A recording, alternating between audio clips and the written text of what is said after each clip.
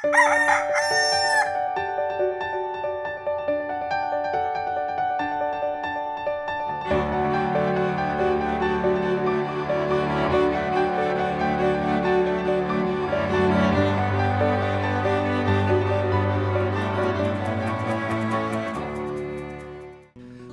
umaga po sa inyong lahat. Inaanyayahan ko kayong magkape at pandasal. Ako po si Cardinal Chito Tagle ng Manila. Pagnilayan po natin makiayon sa Espiritu Santo.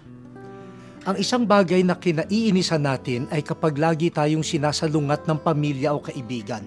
Kontravida ang tingin natin sa kanila. Mas masaya tayo kapag sumasang-ayon sa ating opinyon, plano at proyekto. Tama man o mali ang ating iniisip, gusto natin may kakampi. Kung tayo ay nasisiyahan kapag sinasang-ayunan tayo, paligayahin natin ang Espiritu Santo sa pag-ayon natin sa Kanya. Mas madali tayong umayon at makibagay sa espiritu ng mundo, karangyaan, kayamanan, kapangyarihan, katanyagan.